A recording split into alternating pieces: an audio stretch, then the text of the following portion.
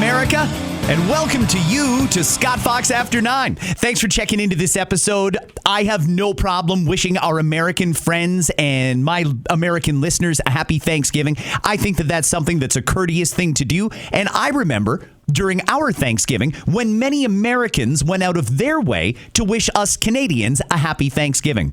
Now, the reason I open with that today is because on my radio show, I got a text message from somebody. I was talking about how the Americans are celebrating today and they get ready for their Black Friday sales tomorrow. And a listener texted into the show and he said, "We aren't supposed to be going to America. We aren't supposed to be promoting America." And I thought, what do you mean we aren't supposed to? So I decided to ask a few follow-up questions. And I wanted to know, who said you're not supposed to go to America? You're not supposed to support America or even wish a happy Thanksgiving. I've never heard Mark Carney say don't go to America. I've never heard Mark Carney say don't wish the Americans a happy Thanksgiving or any well wishes at all. Who told you that? The news. That was the response. I saw it on the news. If you're a new listener to this podcast, one of the things you're quickly going to discover is I do it every day.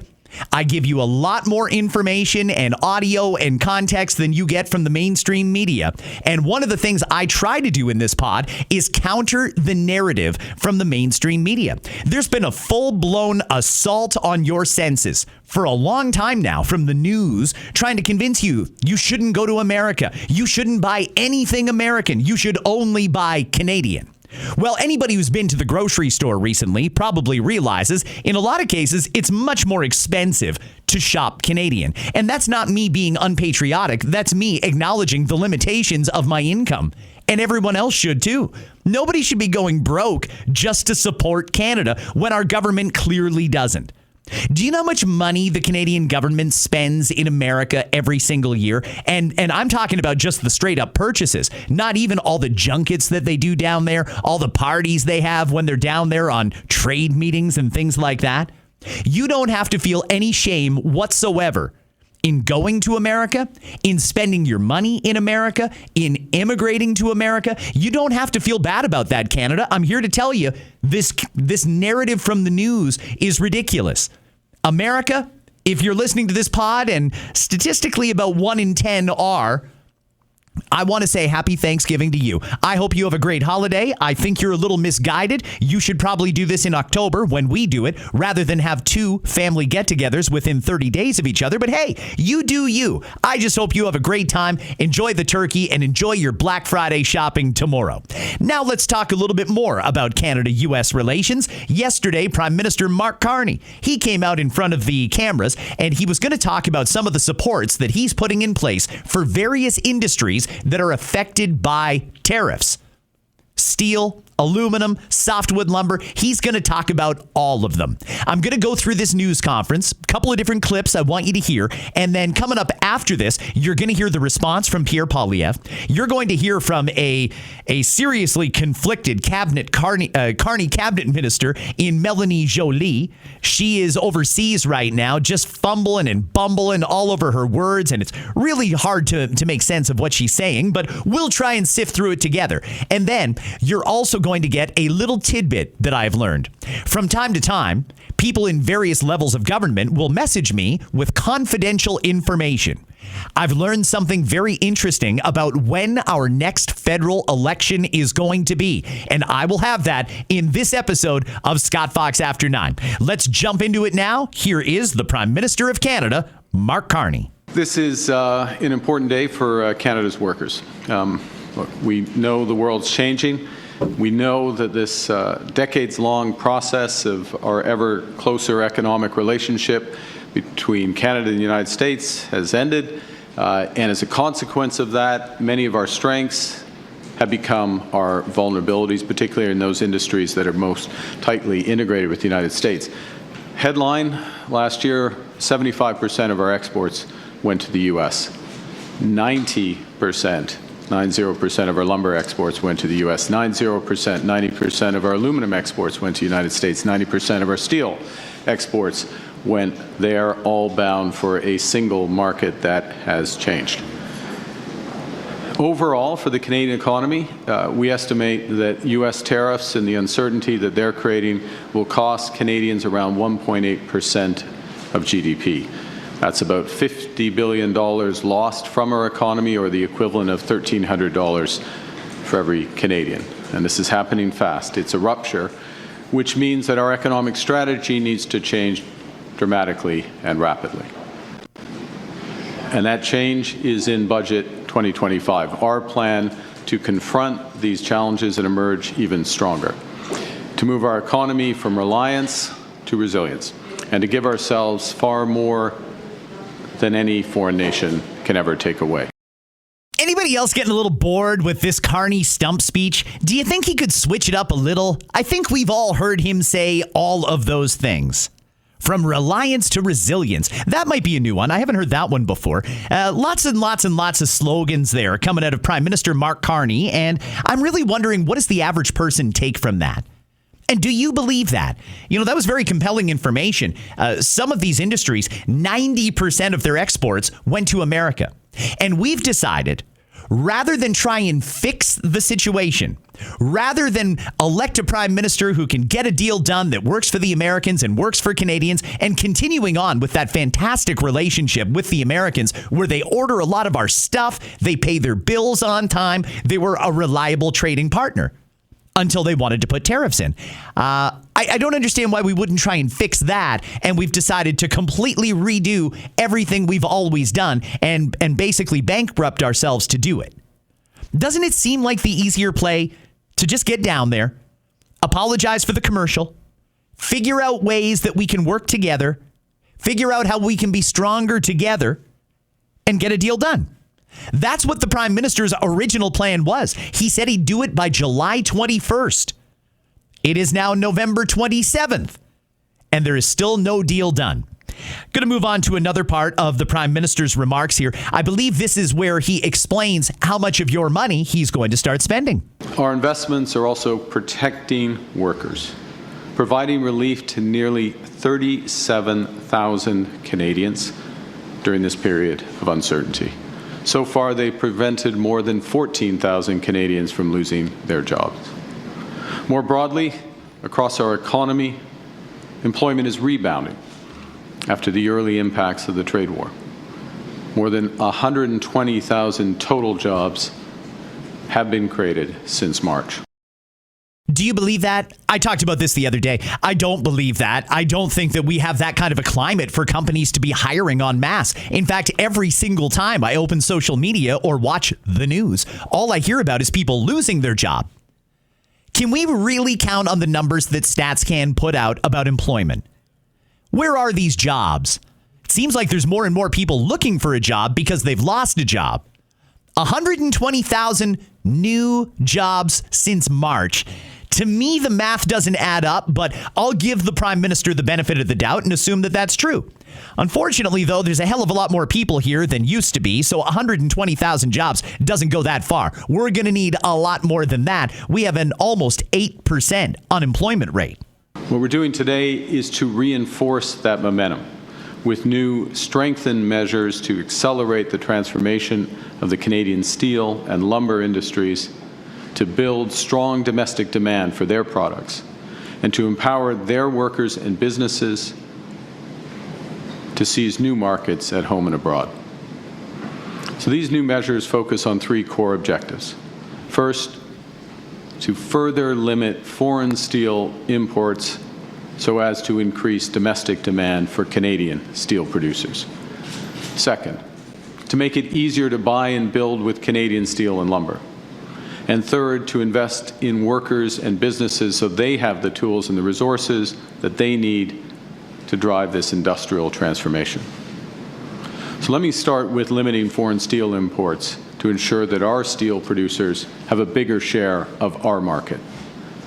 Doing so will unlock hundreds of millions of dollars in domestic demand for those producers.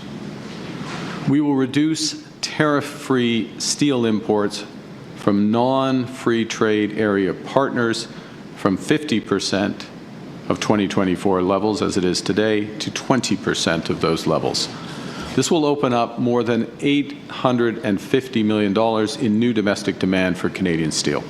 Okay, $850 million in new domestic demand. Okay, so that is a major stimulus. We are restricting the rest of the world from sending their steel and aluminum to Canada. They won't be able to do it in the numbers that they were. So we've given the Canadian steel and aluminum makers a very captive market. There's very few places that you can buy steel and aluminum from if you're in Canada. Namely, you can only buy them from Canadian companies. $850 million just from that part of the announcement. Isn't that enough? How much more stimulus do they need if an entire country that apparently is being rebuilt from the bottom up and it needs a ton of steel and aluminum? Isn't that enough to replace what they were shipping to the Americans? Why would they need anything beyond this? Well, let's find out what else we've given them. Second, we will reduce tariff-free steel imports from non-CUSMA free trade area partners from 100% of 2024 levels to 75% of those levels, unlocking more than $540 million in additional market access for our producers. We'll impose a global 25% tariff on targeted imported steel derivative products, such as wind towers, prefabricated buildings, fasteners, and wires, to grow demand for Canadian-made steel. Those products as a whole represent about a $10 billion market. And we will toughen our broader compliance measures to prevent foreign steel dumping. To do so, the Canadian Border Service Agency will be equipped with a dedicated steel compliance team, enhanced detection of false declarations, and expanded online reporting tools.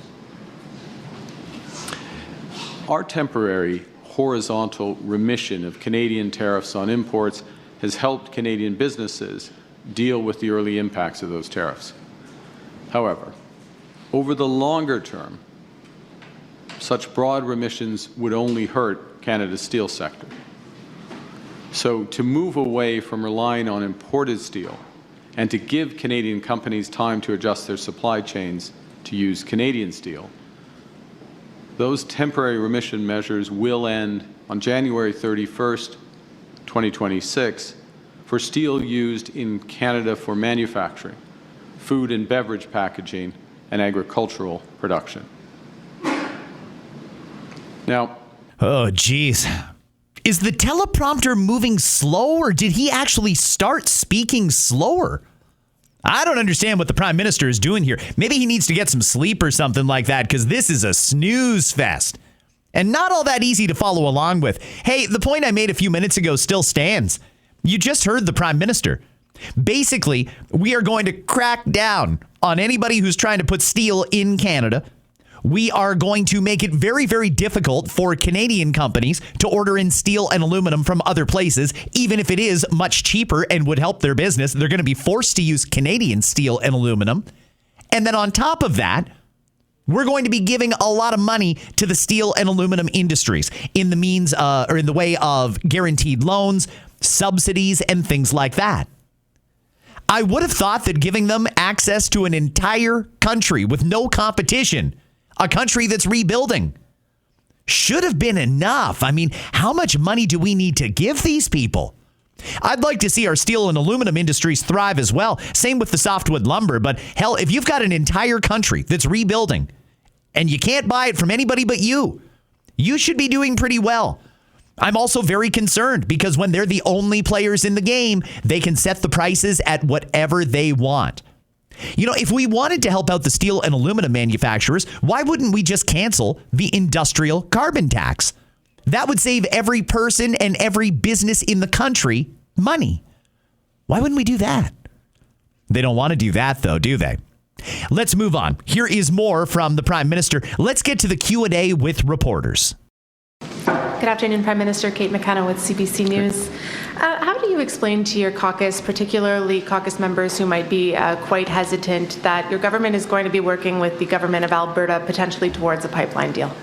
Well, the first thing is I'm blessed to be a member of a fantastic caucus, a caucus that represents every province in this country, caucus members from the north, the largest women's caucus in Canadian history, the largest Indigenous caucus. So we have a diverse caucus in all respects, and we enjoy a very open and engaged dialogue. And I will say specifically to today's announcement, not tomorrow's announcement, I'll say specifically to today's announcement, that our caucus members in Hamilton, in Sault Ste. Marie, in Quebec, in BC, across this country, in Atlantic Canada, New Brunswick, those caucus members have a very good sense of what's going on in the steel industry, in the forest products industry, and they've helped shape this package, as have members of industry, unions, and others. With respect to tomorrow's intended announcement with Alberta, the Memorandum of Understanding, it is about much more than one thing. It is, and fundamentally, it's about building this economy. It's about making Canada more independent, and it's about making Canada more sustainable. So I would suggest that we wait until the full announcement is made tomorrow so you can see it in the round. Okay, so he didn't answer the question. I mean, we can all see it. There are a bunch of environmental extremists in Mark Carney's cabinet, not the least of which is Stephen Guilbeault himself. Climate extremists. They don't want a pipeline. There's got to be, behind the scenes, a lot of dissension within the Liberal caucus. There has to be. There's no way there's not. The Prime Minister went on a little tirade with platitudes about how many women he's got and how many Indigenous people he's got, and he's represented in every province. Why didn't he talk about the reality of what's going on behind closed doors? This is a government started under Justin Trudeau with a very strong environmental ideology. They are opposed to things like pipelines. If Mark Carney is going to put the conditions in place that a new pipeline can be built, you have to assume there are members of that Liberal caucus that are hopping mad about that. Some of them are going to have to betray promises they made to the people who voted for them and donated to them. I don't understand why he won't be honest about that. One Conservative member of Parliament was unhappy and crossed the floor. 2 weeks of wall-to-wall news in the mainstream media with pundits and analysis and talking heads, and they had it covered nonstop. Lead story on every newscast. There's a lot of talk that there are a number of Carney cabinet ministers that have had enough of Mark Carney going back on his word when it comes to environmental issues, and they're ready to walk. And the media is not talking about it. Why? Why the hypocrisy? Even if you have a good explanation, you can't deny the hypocrisy of the mainstream media. You can't. They were all over it for one guy who did it for his own opportunistic reasons with the Conservatives, trying to undermine Pierre Poilievre. Not a word about what's going on within Mark Carney's caucus. Very dishonest of the media, if you ask me. I had a conversation. I went back and forth, but look, this is the kind of thing I didn't want to get drawn into, which is every little exchange. You know, there are substantive meetings and conversations and negotiations, and that's not what I'm alluding to be clear. And next week, next week is an important event for Canada because we are one of the co-hosts, as you know, of the World Cup, and I'll be participating alongside President Trump, other co-host, and the FIFA president. There'll be the selections of the countries for the various groups, Canada included, and I'll see the president around there. But again, I don't want to over-signal thing. This is something I'm trying to, what matters is the negotiations when they re-engage. They haven't re-engaged yet, so that's the fundamental point. Next question. Who cares? Who cares? Isn't that what you're supposed to say when a woman asks you a question, Mark? Who cares?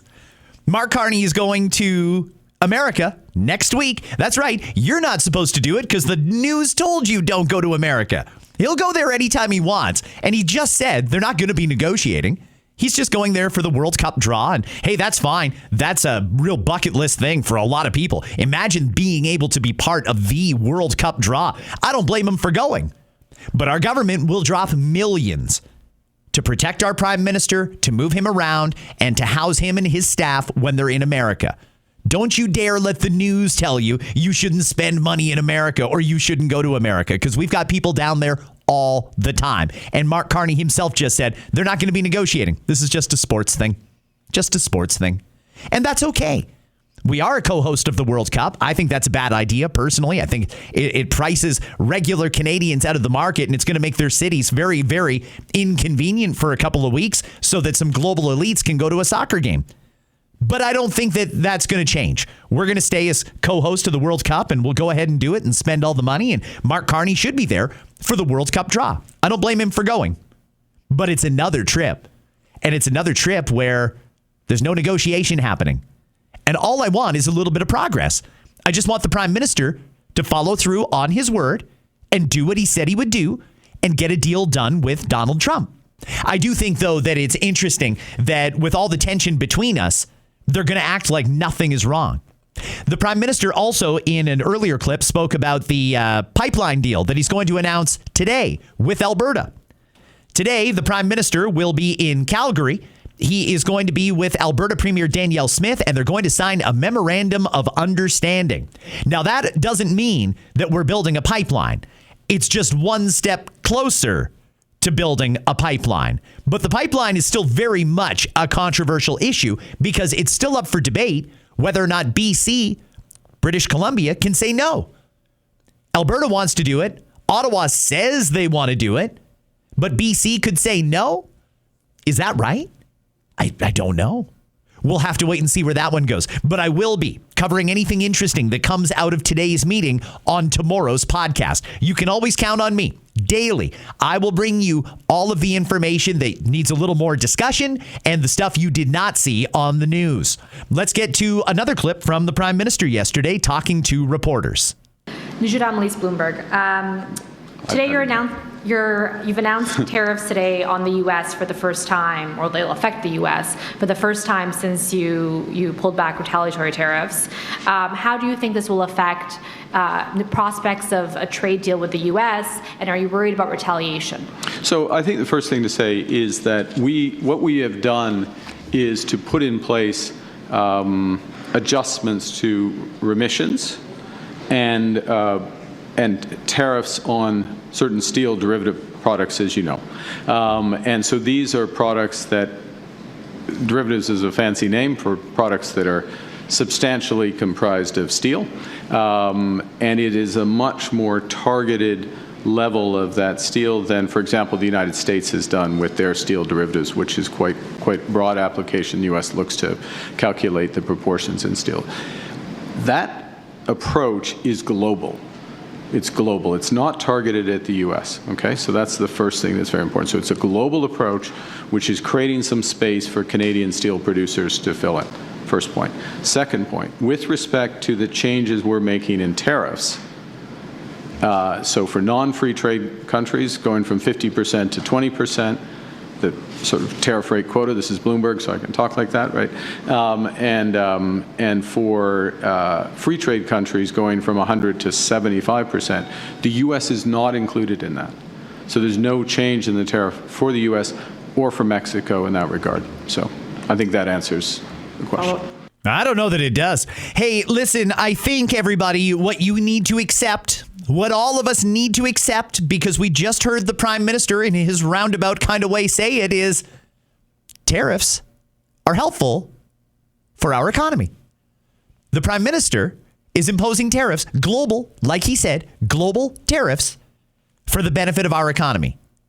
So if you are one of those folks who thinks Donald Trump is a crazy madman for putting tariffs in and that he's ruining his own economy, we're doing the exact same thing. And why would we do that? Well, Trump was right, and clearly Mark Carney agrees with him. Tariffs are good for your economy. Didn't we spend like $70-80 million in Ontario running ads about the dangers of tariffs and why tariffs are bad, in the words of the great Ronald Reagan? we're imposing global tariffs. Bam! Protectionism is bad, they say, right? Well, we've got a Buy Canadian provision, a Buy Ontario provision, a Buy Alberta provision. We've got all kinds of provisions to make sure that we are as protectionist as we can possibly be. Why would we do that? Because these things help. Contrary to what you may have heard on the news, these things are good for our economy. Mark Carney's doing it because he says it's good for our economy. We need this to help our businesses. So is it okay when we do it, but it's wrong when America does it? Is that what the message is here? I don't know. I think there seems to be a consensus now, an agreement. Trump agrees with it, and clearly Carney agrees with it. Tariffs are good for your domestic economy. One more from the Prime Minister. I'm wondering why you chose January 31st, and is this an attempt to add pressure to the U.S.? No. Or is it an acknowledgement that you're not going to get a deal? I'm going to reinforce. It is a global approach. It is a global approach. And what it is, January 31st, is a judgment based on our working with companies that use these products and the time in which it can take Canadian companies to ramp up and fulfill that demand. So you don't do it overnight because people have certain relationships, certain contracts as a consequence of that. But you also don't do it a year from now or else it doesn't have any benefit for the Canadian industry. I mean, this is, it's $10 billion of market share that potentially, or of demand, the steel proportion of that potentially can be captured. So that's the timing is based on the adjustment timetable. There's no signal. There's no signal to any country in the world. It's just there's a signal to Canadian buyers of steel and Canadian producers of steel that there's an opportunity. Yeah. Next question. Question, Jason. Yeah, we'll skip the next question.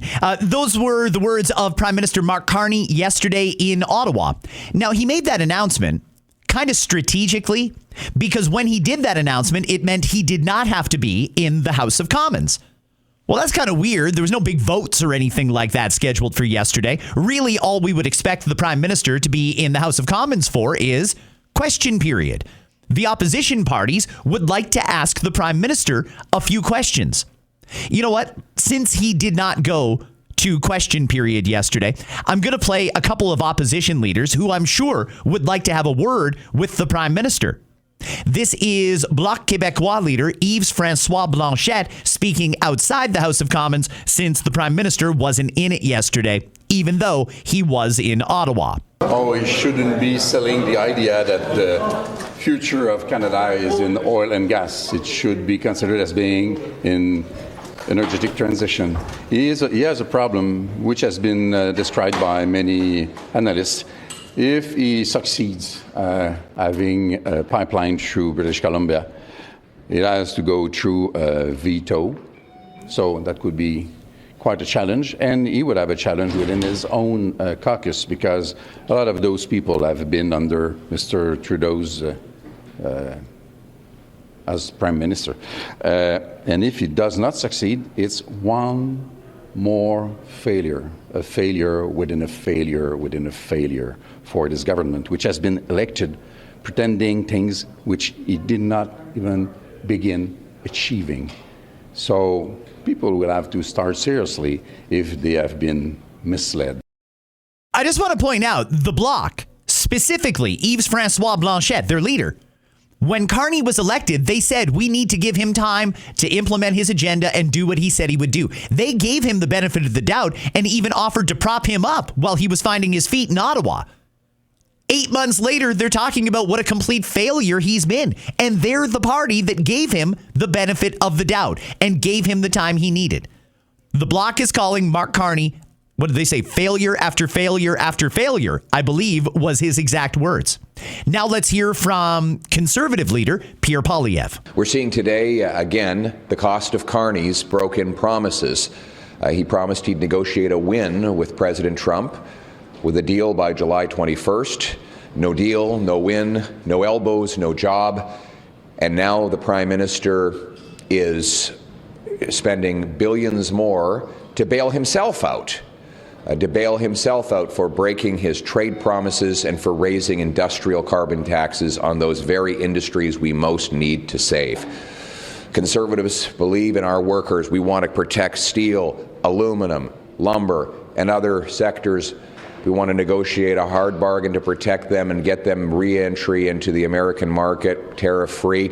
And we also intend to get rid of the entire industrial carbon tax so that we can make steel, aluminum, autos, and other products with the lowest taxes and the best growth in workers' wages. That's the way that you serve the national interest and the workers of our country. Any questions? Thank you. Not one question from the media? Really?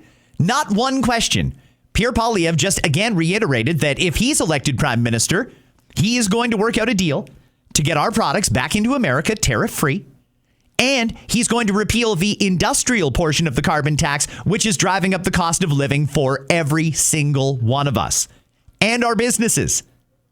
Really? Nothing from the media. They don't want to talk to him at all. They didn't even carry that, by the way. Most of them didn't even air Pierre Poilievre's statement, and most of them did not air Yves-François Blanchet either. It's kind of crazy if you ask me, but it seems like the media is still covering for Mark Carney. By the way, I did talk about an election. I talked about some information that I've got. I'm going to have that coming up after I play about a minute and a half of yesterday in the House of Commons. Since the Prime Minister didn't show up, even though he was in Ottawa yesterday, Pierre Poilievre had to spar back and forth with Steve McKinnon, the government House leader. This government has the exclusive power. He has the exclusive legal authority. Will he match that authority with responsibility and approve a pipeline to the Pacific today? The Honourable Government House Leader. Mr. Speaker, what this Prime Minister is doing is leading. He's leading on building national projects. He's leading on building port capacity. He's leading on making Canadian steel, lumber, aluminum, and various commodities more available for homes, for big projects, to put people, unionize people, men and women from every part of this country to work building our great country. That's what this Prime Minister is doing. He's leading. What is the Leader of the Opposition doing, Mr. Speaker? The Honourable Leader of the Opposition. What am I doing? I'm standing in the House of Commons. Right. Where is he? Where's Waldo, Mr. Speaker? He's hiding. We know he's in the House of... We know that he's in Ottawa today. We know that he's in the... I think...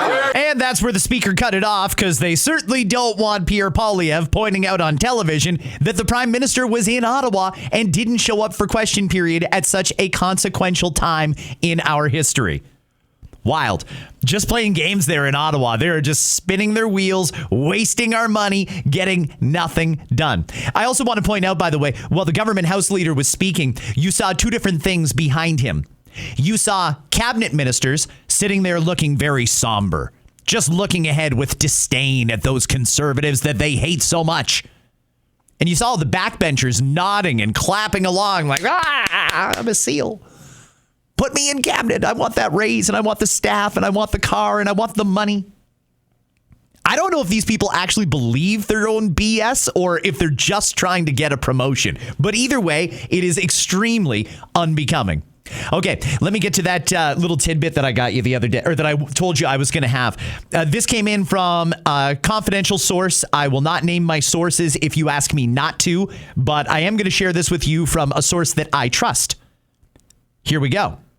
I'm told that starting early in the new year, end of January, beginning of February, right around the time that the House starts sitting again, Elections Canada is going to really ramp up staffing for an election that will happen at the end of March or the beginning of April.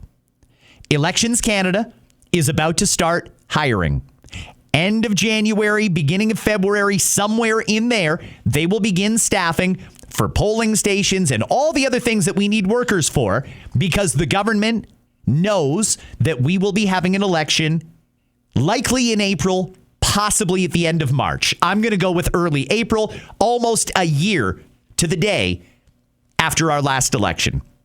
The government has told Elections Canada to get ready, and Elections Canada is ready to start hiring shortly after Christmas, early in the new year. There is going to be preparations beginning for an election. The Liberals know we will be voting in likely April, possibly late March. There's going to be a spring election. Book it. It's 100%. It is locked in. We are having a federal election in the next 3 to 4 months. There you go. Some more audio I want to play for you. Let's talk about, I'm going to play a little bit of Conservative MP for Barrie South Innisfil, John Brassard. He was asking a question that I think is very interesting yesterday in the House of Commons. This has to do with something I talked about earlier this week, the Prime Minister's conflicts of interest. Despite the conflict of interest and ethics screen he has on Brookfield, we found out this week that the Prime Minister met with Brookfield executives behind closed doors in his office in October, proving that his ethics screen is more like a smoke screen. The Prime Minister and Brookfield stand to gain millions from his policies. He knows he can't have any contact with Brookfield, but he met with them anyways. Why would he meet with Brookfield knowing he's barred from having any contact with them? The Honourable Secretary of State for Labour. The Prime Minister in a few minutes will be doing his job. He'll be standing up for steel workers. Every project, every infrastructure project in this country depends on one thing, Mr. Speaker, Canadian steel, strong Canadian steels, and the workers who produce it, Mr. Speaker. I'm going to cut that guy off because he is not answering the question. That's very interesting. Why did the Prime Minister have a closed doors meeting with executives from Brookfield last month? We have this ethics screen in place so the Prime Minister cannot coordinate that sort of stuff and not make policy to enrich himself. We need more information on that because this is getting fishier and fishier by the day. Now I want to play for you a little bit of another Conservative member of Parliament. I believe this is Dan Mazur. He is questioning the immigration minister or the parliamentary secretary to the immigration minister, possibly, about something that you may have seen online. You see, when Immigration Canada is trying to promote Canada as an attractive destination to come to, one of the things they point out to these people is we've got free health care. Now, when we've got the crisis that we've got here in Canada, and we've got Canadians waiting 12 hours in an emergency room, do you really think we should be trying to lure these people to come here with the promise that they can use our free healthcare system? Listen to this committee hearing. It's about 1 minute and 20 seconds long. On October 13th, the Immigration Department made a post on social media to promote Canada's free healthcare system to potential newcomers. It was viewed on Twitter almost 2 million times worldwide. Who approved this post when 6.5 million Canadians don't have access to a family doctor?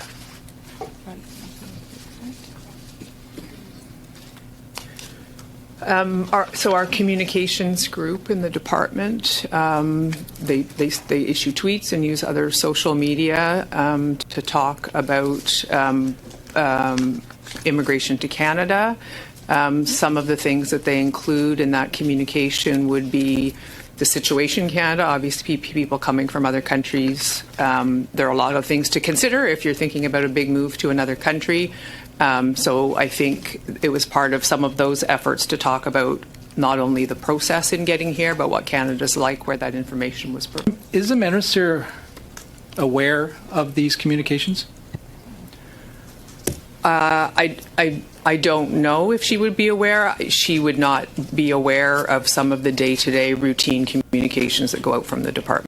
I'm really struggling to understand what cabinet ministers do. I understand they're not down into the nitty-gritty, day-to-day, hands-on stuff, but they should have a general idea of what's going on in their department. They're all on Twitter. How would the minister not know that we are promoting come to Canada because we have free health care? Come to Canada, take advantage of our free health care, and if you're pregnant and pop out a kid while you're here, they get citizenship, and that'll mean you'll probably get citizenship too. This government is so bad at the day-to-day stuff. It is unbelievable. But I got to move on. There's still a few more people I want to hear from in this episode. I'm going to go now to behind the scenes in Ottawa. This is where the members of Parliament walk into the building. Liberal Member of Parliament Nate Erskine-Smith. This is a Liberal MP that was critical of the Liberal budget. Let's hear what he had to say yesterday. Again, this is about a minute and a half long. What's your thoughts in terms of what you've heard so far? Do you think this is something that... Well, I'm going to listen to what they say in here, and obviously we'll see what the announcement is tomorrow, and I'm sure I will have lots to say. Are you worried this could fracture caucus? As I said, I don't want to get ahead of this. I mean, I haven't been shy about speaking my mind. I'm sure when I see the full details, I'll have lots to say, and happy to chat then. What about those listed conditions that Prime Minister has framed, support from BC, Indigenous communities? Like, do you think that's enough to justify the pipeline to the BC?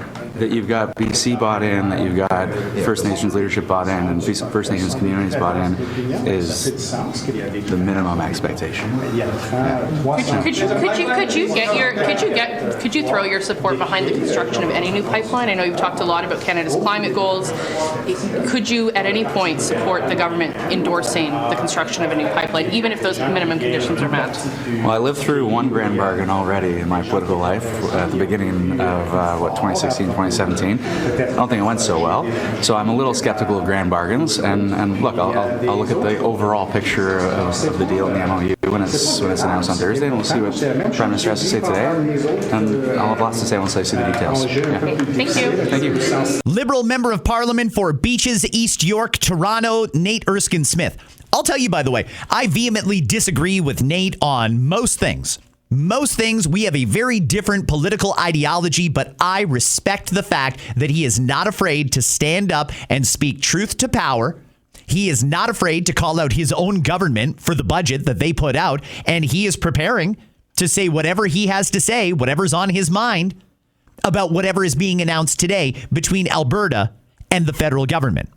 Let's keep going. Our industry minister, Melanie Joly, I mentioned her yesterday, and I said that she is possibly going to be moved out of cabinet and be given that incredible role of ambassador to France. Well, Melanie Joly was doing a media availability yesterday, and she said, no, she's not interested in it. Listen to this and tell me if you believe her. Do you have any interest in becoming Canada's ambassador to France? Absolutely not.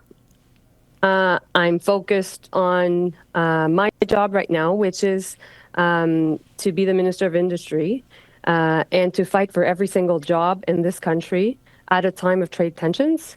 And so I'll continue to do that. I think, and Mackenzie, I think also what is really important is I have a very strong sense of duty towards my country. And I'm very much aware that we have to be able to engage with the private sector and also with governments. So two of my expertise, which is business and at the same time geopolitics, are actually very useful for Canada right now. Okay, do you believe her? Because that's exactly what I would say, and then you just act surprised. Oh my God, what an honor. Of course, I'll serve Canada by being the ambassador to France. It's one of the best gigs in government, being ambassador to a major country like France. Of course she wants that job.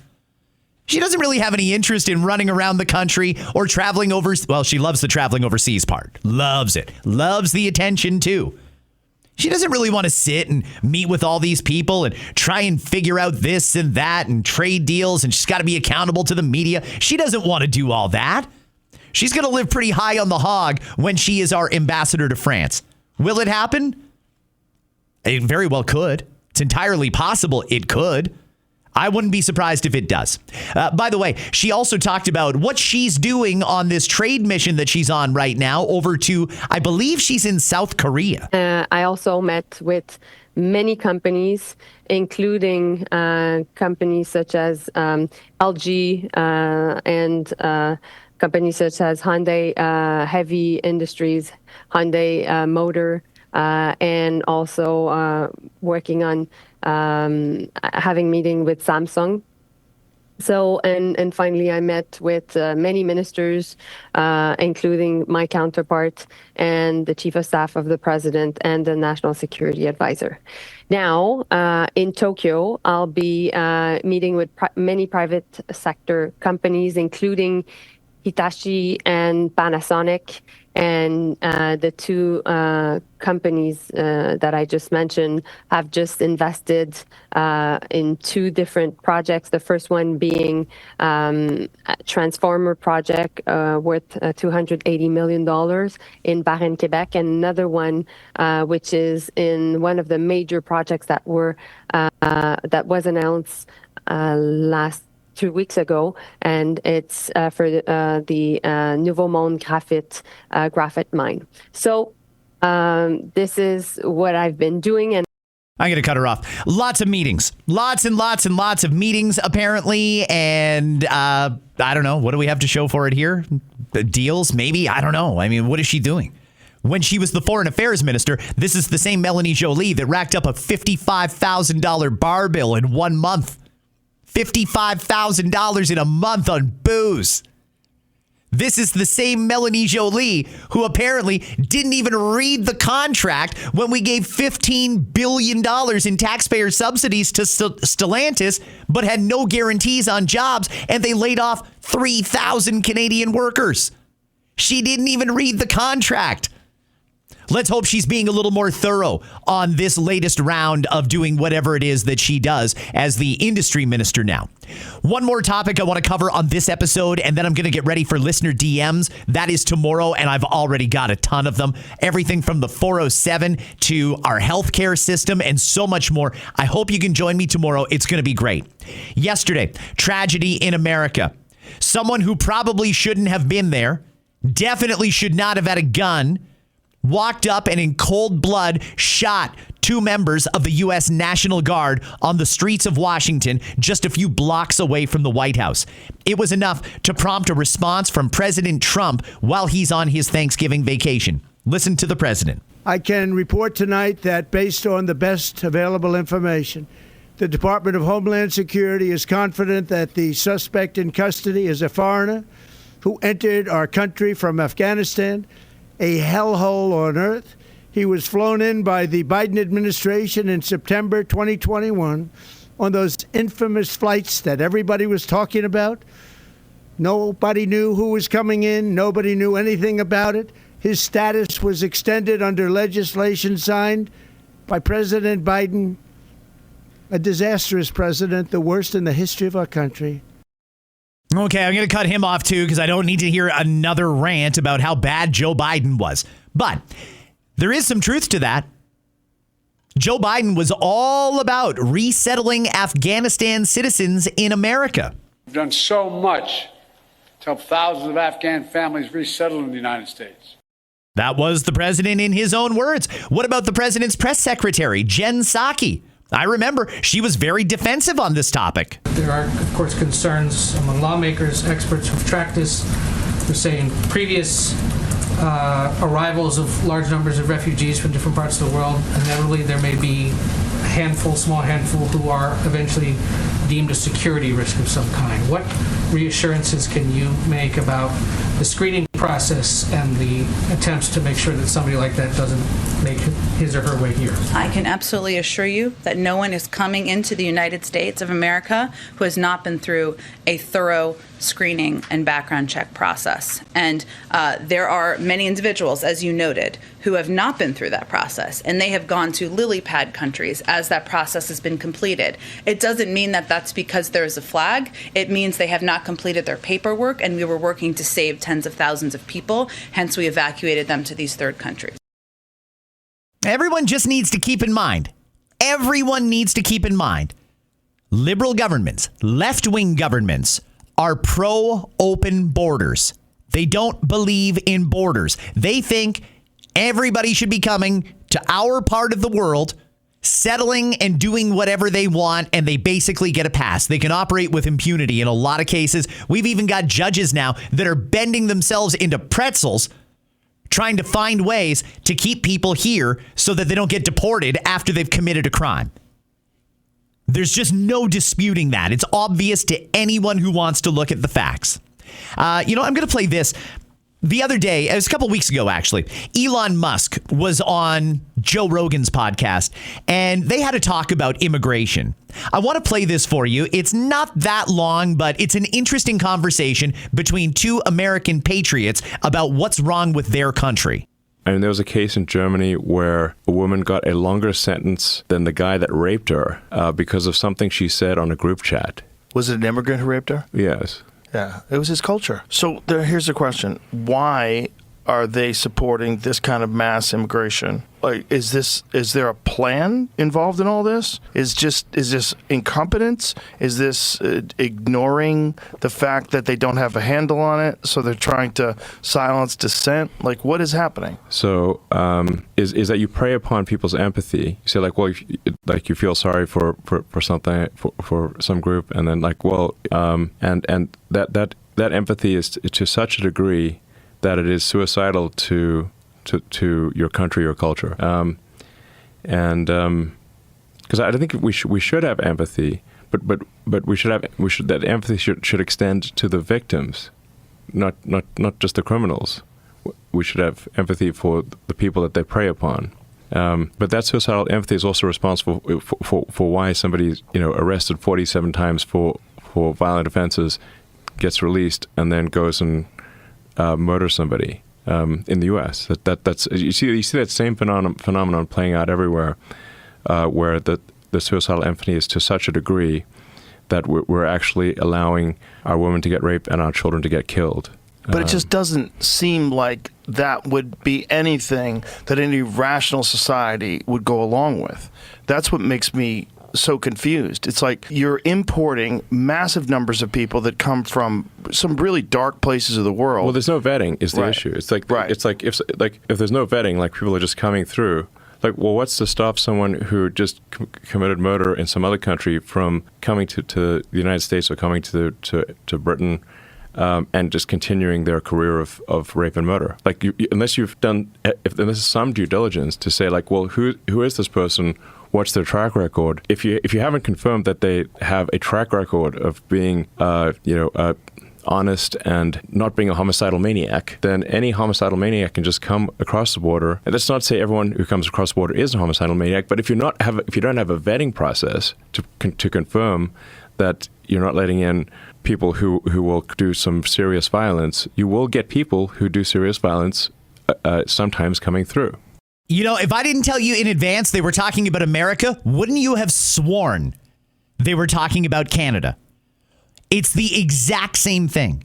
Oh, and by the way, if I hadn't told you that was America, if I'd told you that was them talking about the UK, you'd believe that too. Joe Biden, Justin Trudeau, Emmanuel Macron, Keir Starmer, all these far left governments believe in open borders.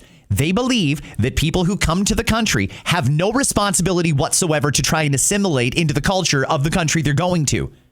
They believe the society should assimilate to the people who have immigrated there, whether it was legal or not, whether they had a valid refugee claim or not, whether they're a criminal or not, whether they're following the law of the country they've landed in or not. All of this is being done by design.